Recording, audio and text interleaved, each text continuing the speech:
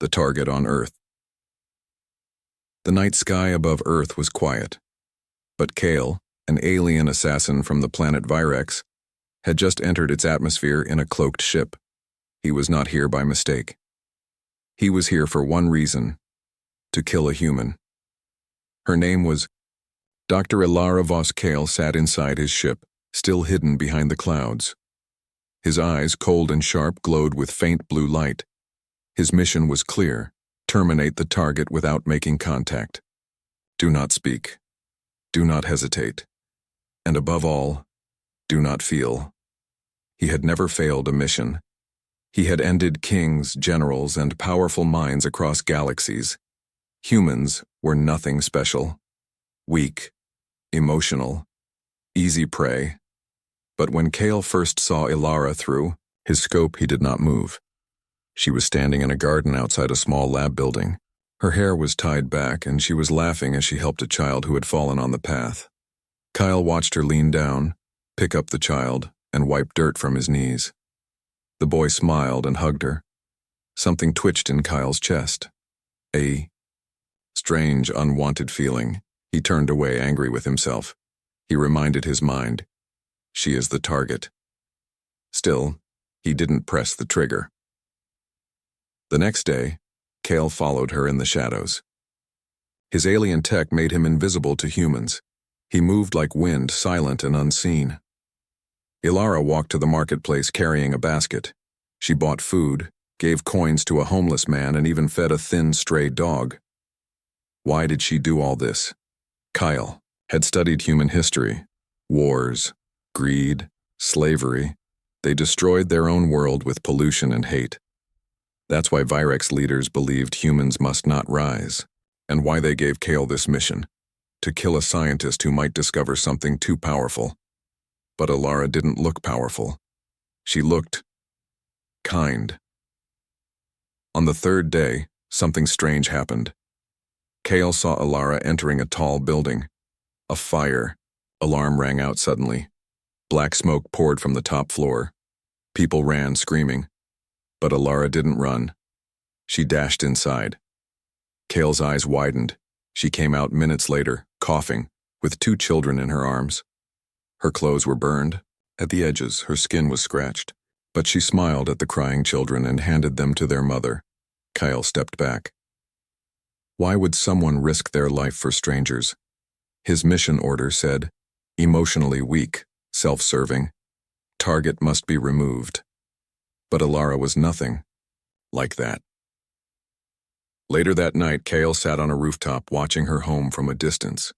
The window was open. Warm light glowed inside. Ilara sat by herself, reading an old book. The small stray dog she fed earlier now slept beside her. Kyle whispered to himself, "Why am I hesitating?" His wrist device buzzed. A message from Virex. "Report status, complete your mission or face consequences." Kyle stood up. He aimed his weapon again. He could kill her right now. No sound, no pain. But once again, he lowered his weapon. There was something wrong. Not with the target, but with him. For the first time in his life, Kale questioned his orders. He remembered the way Ilara smiled, the way she helped others. She had no army, no weapons, just heart. He had no heart, only orders. And yet, every time he saw her, he felt something warm inside. It scared him more than any enemy. He stared up at the stars. "I wasn't trained for this," he whispered. Suddenly, a noise broke his thoughts. Someone else was nearby. Kale turned sharply. A shadow moved in the distance.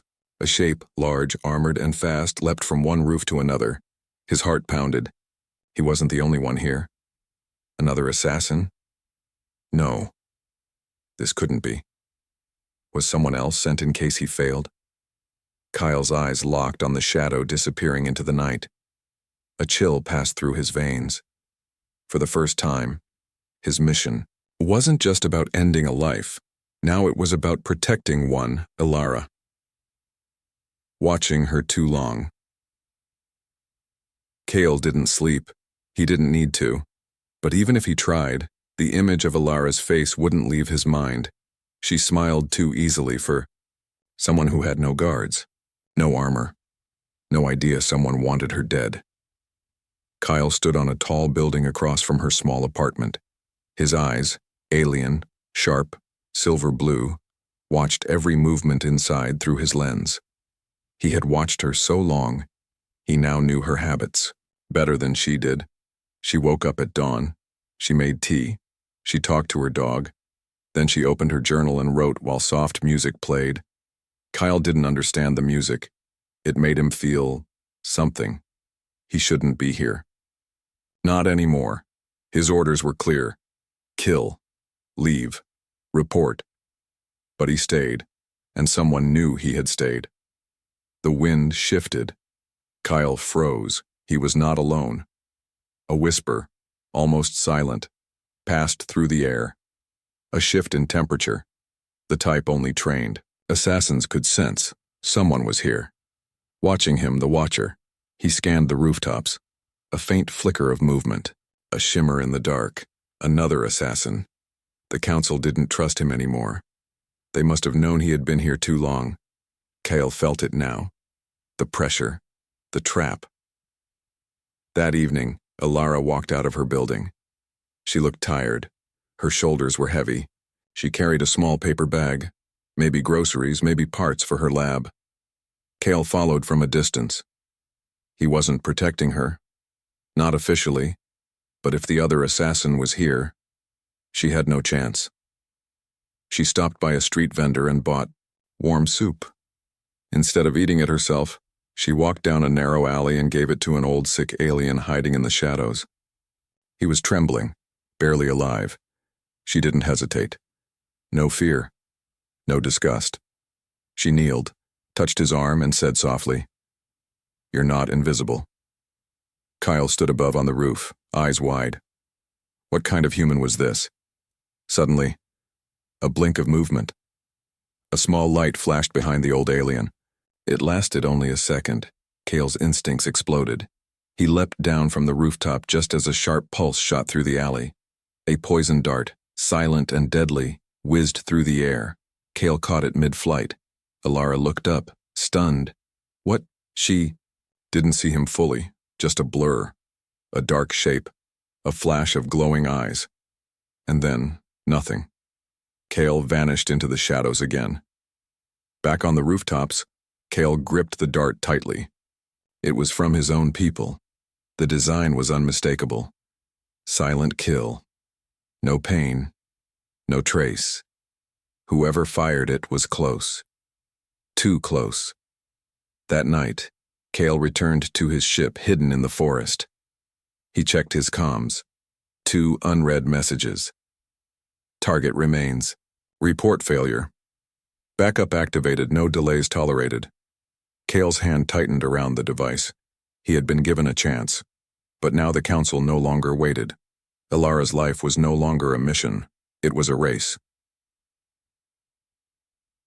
The next morning, Kale stood outside her lab, hidden, invisible. Alara walked inside, unaware of anything, but her steps were slow. Her eyes had dark circles. Maybe from the stress. Or maybe she had felt something last night.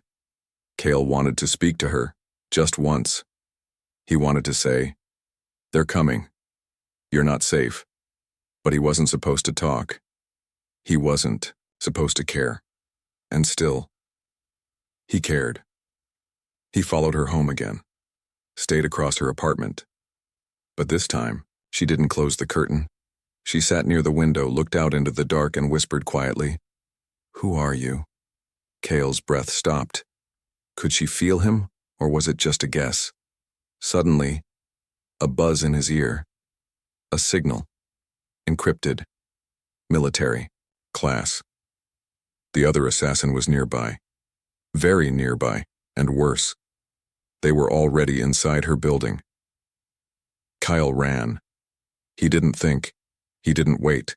He broke his code. Because someone had watched Alara for too long, and it wasn't just him anymore. The other assassin. Kale moved like lightning. The rooftops blurred under his feet as he ran. His body shifted into full stealth mode, becoming almost invisible. But speed wasn't enough now. Ilara was in danger. And this time, it wasn't just a mission. She was his responsibility now. Inside Ilara's apartment building, everything looked normal. Too normal. Kyle reached the rooftop first. He crouched low, scanning vents and shadows. Then he jumped down to the fire escape, landing silently. Outside Ilara's window, the light was on. She was inside, humming softly as she worked on her datapad. She had no idea someone was about to kill her. Kale's earpiece clicked. A high-frequency pulse. Another assassin had just activated their kill sequence. They were inside the building. Kyle leapt onto the balcony and used a silent pulse to unlock her door. He stepped in. Ilara spun around, wide-eyed. Who? Kyle raised a finger to his lips and whispered, "Don't scream." His voice was low, not robotic, not cruel. Ilara froze. She didn't scream. Something in his eyes stopped her. There was fear, yes, but also a strange feeling of safety. Kale scanned the room quickly. His HUD showed movement, someone coming up the back stairs. Fast. Ilara, he said quietly. You need to trust me. Her mouth opened. How do you know my name? No time. Suddenly the wall beside them cracked. A shape burst through, massive, and cloaked. The other assassin. Kale shoved Ilara behind him and dove forward. Steel met steel as Kale's hidden blade clashed with the intruder's weapon. Sparks flew. The room shook. Ilara screamed and crawled into the corner. The assassin said, nothing, he didn't need to. Kale knew his kind. Cold, loyal, and merciless. This wasn't a warning, it was a final strike. Kale's blade sliced across the assassin's chest, revealing glowing armor beneath. The attacker swung a short, heavy axe. Aiming for Ilara, Kale blocked it with his forearm. The pain shot through his bones. He growled, pushed back, and fired a small burst from his wrist. The assassin was knocked across the room. Run! Kale shouted to Ilara, but she didn't. She grabbed a nearby fire extinguisher and threw it at the enemy. It hit him square in the head. Kale blinked. That wasn't in any Earth defense manual. With a roar, Kale tackled the assassin. They crashed, through the wall and into the hallway. Fists, blades, blasts. It was quiet warfare, deadly and fast. Kale took a deep cut to the leg but didn't stop. He twisted, disarmed the assassin, and slammed his head into the wall. The armored body dropped. Groaning, Kale pressed a button on his glove. A blue net wrapped around the fallen attacker, locking him in place. He limped back into Ilara's room. She stood there, clutching a chair like a weapon. Kale looked at her. You're safe, for now. She stared at him. Who are you? Kale didn't answer. Instead, he walked to her window and looked out at the stars. Then he whispered, I was sent to kill you. Ilara didn't speak. I watched you for days. I was told you were dangerous, but I saw your kindness. I saw your heart. He turned around, and I couldn't do it. Ilara's hands trembled. So, who was that? Someone like me, but without doubt, without feeling. Kyle looked down. I don't know what I am anymore. Ilara walked closer. She looked into his eyes that weren't fully human, and yet there was something real there, something broken, and alive. You saved me, she said softly. Kale nodded. Why? He didn't answer at first. Then he whispered, because I watched you too long. Outside, sirens began to rise, in the distance. The noise of the broken wall had triggered something. I have to go, Kyle said, but they'll send more. He nodded. Yes, and next time, they'll send worse. Ilara's voice cracked. Then stay. Kale blinked. What? You've already broken the rules, she said. Why stop now? For a moment, the world felt quiet. Kale looked at her. The human he was supposed to kill. She didn't just survive. She made him feel alive. She looks into his eyes. Rain began to fall. Soft at first, then steady, tapping gently on the broken edges of Ilara's apartment wall. Inside, Kyle stood silent, bleeding from his leg, his chest rising and falling slowly.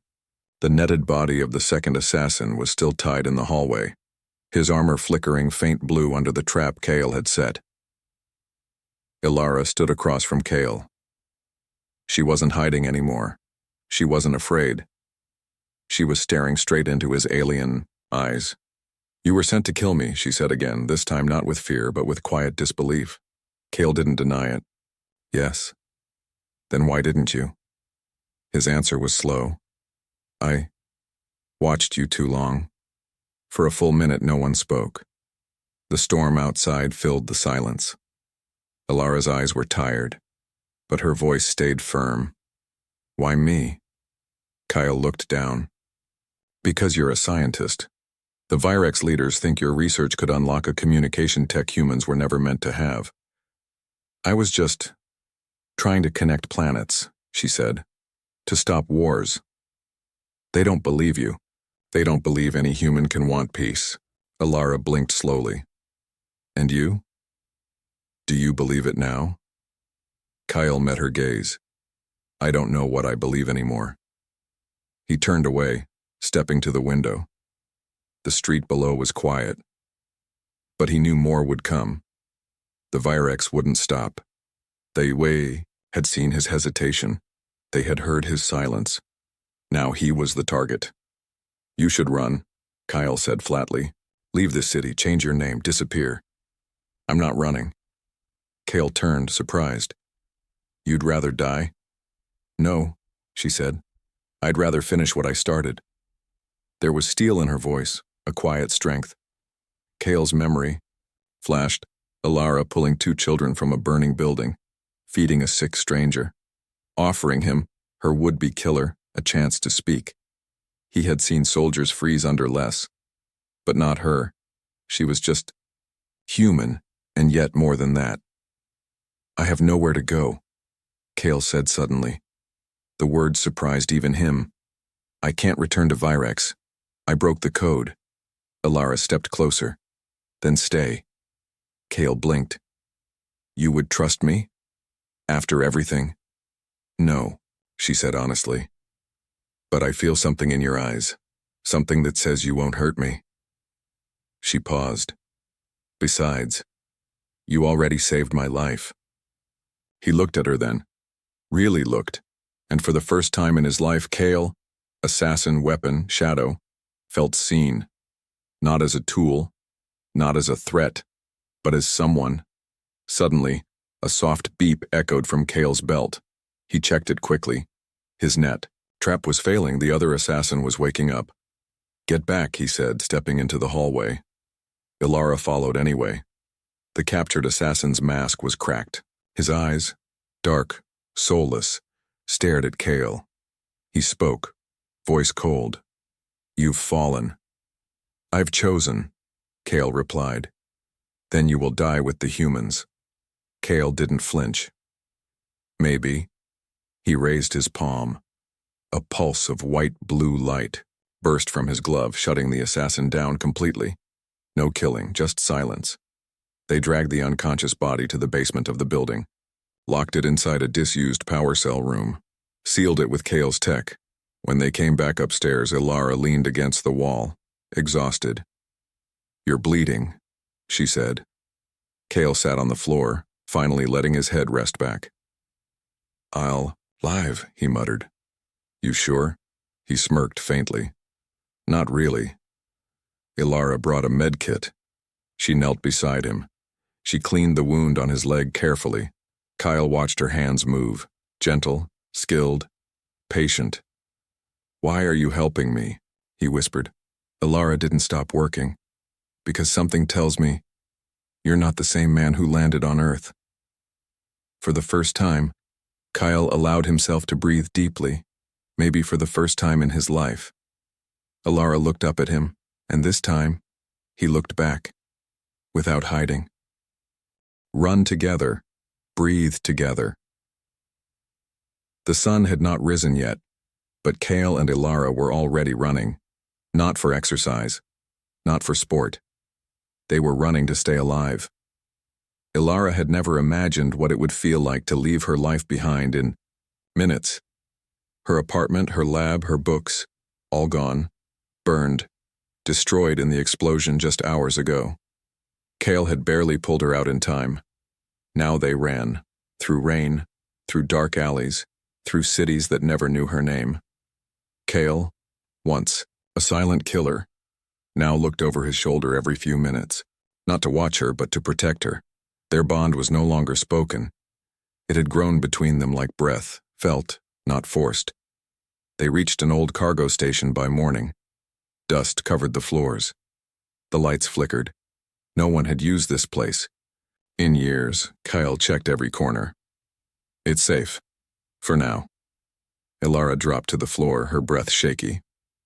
How long can we keep running? Kyle didn't answer right away. He walked to the window, watching the street. Then he said quietly, until they stop chasing us or until I stop breathing. Ilara stood and walked closer. Don't say that. I'm being honest. I don't want honest, she snapped. I want hope. Kale looked at her, and for the first time, he smiled. It was small, but it was there. Then I'll try to stay alive. Later, she patched his wound again. The one on his leg had reopened during their escape. You need rest, she said. Kale nodded. You too. I can't sleep. You should try. He looked around the small room. It had no bed, only broken crates and old wires. Still, he laid down and closed his eyes. Ilara watched him. She had trusted strangers before, but not like this. Never like this. In the quiet, she whispered, You saved me more than once. Kale opened one eye. You saved me too. You just don't know it. Hours passed. The station stayed silent. Kale woke first. He checked his scanner. No movement. Nearby, but a signal had come in, coded, encrypted. He opened it. Unit Kale, disobedient, confirmed alive, next hunter en route. Status, kill on sight. Target Ilara Voss remains priority. Eliminate both. Kale's chest tightened. He crushed the device in his hand. They weren't sending just assassins now. They were sending hunters, machines trained to kill traitors. He walked to where Ilara slept against a metal crate. Her head was resting on a rolled jacket. Her hair was messy, her face peaceful. She looked like someone who belonged. In sunlight, not running in shadows. Kale sat beside her. He didn't wake her. He just watched. And for a moment let himself feel. They moved again by nightfall. Through forests this time. Kale knew the path. A secret landing site where his emergency shuttle still waited. Buried beneath false terrain. He didn't tell Ilara everything yet. But he knew they had only one chance left to disappear forever. While walking, Ilara said, Back there, in the station, you smiled. Kale raised an eyebrow. You noticed? Yes. Why? I don't know. Maybe because, for once I wasn't alone. Ilara didn't speak. She just looked at him. Do your people even believe in love? She asked. Kyle hesitated. No. We believe in purpose. And what's your purpose now? He looked forward. You. They reached the shuttle just before sunrise. Kale tapped a sequence on his wristband. The ground shook. Panels of dirt folded away, revealing a small silver ship. Ilara gasped. Where will this take us? Anywhere they can't find us. She looked at him. And what happens after that? Kale didn't know. He had never planned a what's next. He had never thought about tomorrow. Until her. Inside the shuttle, Ilara took the co-pilot seat. Kale started the engine. Lights blinked softly around them. The ship hummed. We'll be in orbit in 30 seconds, he said. Ilara smiled slightly. Then what? Kyle glanced at her. Then we start again. She reached out slowly and touched his hand. He didn't pull away. Not this time. Death duel under 2 moons, The shuttle broke through Earth's clouds in silence. Kale didn't speak. Ilara didn't ask. The stars opened wide in front of them, black sky, cold and endless. But still it felt safer than the ground they had left behind. They were free. Or so they thought. In orbit, Kale set the course for an abandoned moon station. Once, used as a supply post during old wars. He had been there before, long ago. "No one will look for us here," he said. The shuttle slipped into the station's hidden bay. The doors sealed behind them. Darkness swallowed the world outside. Inside, it was quiet. Too quiet. Ilara stepped out first. The gravity was weaker, but still held her feet. She looked around. Rusted walls, broken lights, echoes. Kale followed, scanning with his visor. "No life signs," he said. But then, a faint beep. He froze. Ilara turned. "What is it?" Kale stepped forward slowly. Another beep, then another. Too late. Boom! An explosion ripped through the docking bay wall, throwing them both back. Kyle landed on his feet. Ilara tumbled hard against the cold floor. From the smoke, a tall figure emerged, wearing black and silver armor. Its helmet glowed red. Its arms were thick, its steps heavy. Not just an assassin, a Virex hunter. Kale's blood ran cold. Ilara tried to stand. "What is that?" Kale didn't answer. The hunter spoke in a voice that sounded more machine than living thing. "You broke the code. You chose emotion. You chose the target. Now you die with her." Kale stepped in front of Ilara. "Leave her. Out of this. Too late." The hunter moved like a storm. Kyle drew his twin blades. Ilara ran for cover. Steel clashed under the light of two distant moons shining through the broken ceiling. The station shook with each strike. Sparks filled the air. Metal screamed. Kyle fought harder than ever, but the hunter was stronger, faster, and emotionless. "You are weak," the hunter said, pressing Kyle down. "You feel too much." Kyle pushed back, eyes burning.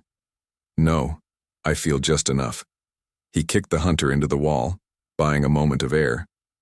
But the hunter wasn't finished. He shot forward again, this time aiming at Ilara. She screamed, "Kyle!" Kyle threw his entire body between them.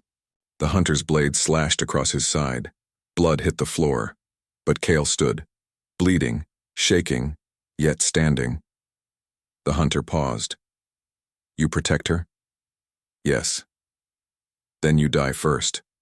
Kale grinned. "You'll have to earn it." He triggered a hidden switch on his wrist. The station's gravity twisted. The floor shifted, pulling everyone sideways. Ilara grabbed onto a pipe. Kyle and the hunter slammed into the walls. But Kyle was ready. He used the moment to slam his blade deep into the hunter's back. The armor cracked. Sparks burst from the wound. The hunter roared and struck blindly. Kyle took the hit, but didn't stop. He twisted the blade deeper, until the hunter's body finally stopped moving. Then silence. Kale dropped to one knee. Ilara rushed over. "You're hurt." "Bad." Kale coughed. "But you're alive." She held his face. "You idiot." He smiled. "I get that a lot." She helped him to his feet.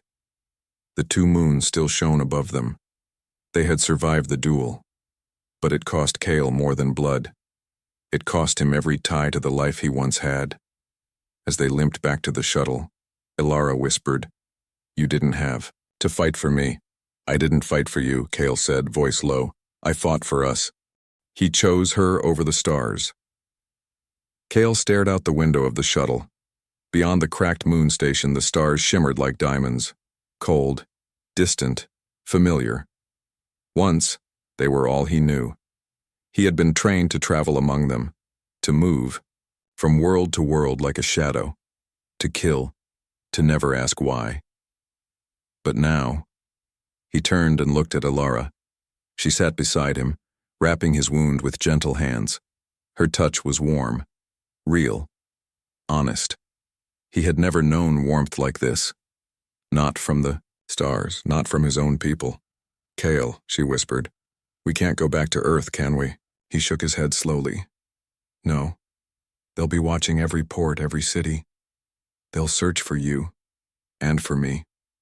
She nodded. Her eyes were tired but strong. I don't want to hide forever, she said. I want to live. Kyle thought about that. Not survive. Not escape. Live.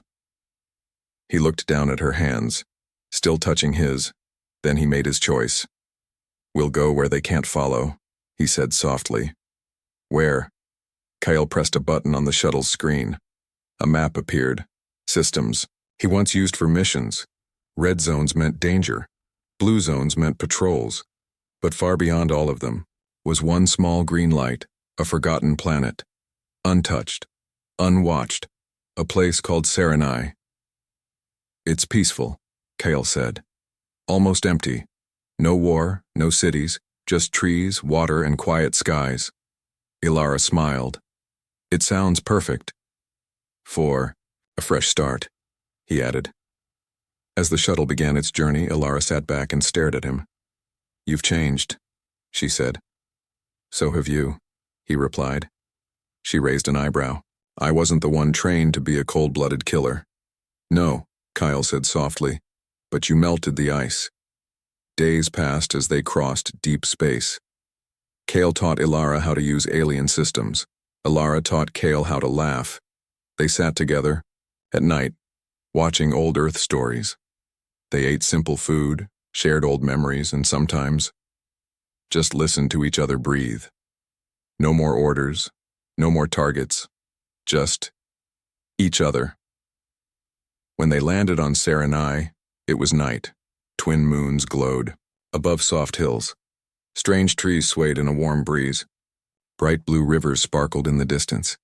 Ilara stepped out first. She took a deep breath, then turned around.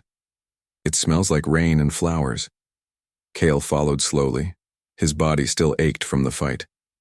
But his heart, it felt lighter than ever. They built a small shelter near the river. Nothing big, just enough. Kale crafted tools. Ilara planted seeds. They worked in silence, and sometimes in laughter. One night, Ilara cooked using herbs they had found. Kale tasted it and coughed. What is this? He asked, half choking. She giggled. Dinner. I've eaten poison that tasted better. Later, under the moonlight, they sat by the water. Ilara leaned against him. Kyle looked at the stars above. I once believed my future was in those stars, he said. And now? He looked down at her. Now it's right here. She smiled and rested her head on his shoulder. You gave up everything, she whispered. Your world, your name, your mission. I didn't lose anything, he said. I found something better. What? Kale held her close. A reason. And there, under the two moons of Serenai, an alien assassin and a human scientist began a new chapter, not as enemies, not as hunter and prey, but as two souls who chose each other. Over everything else. Over war. Over orders. Over the stars. The end.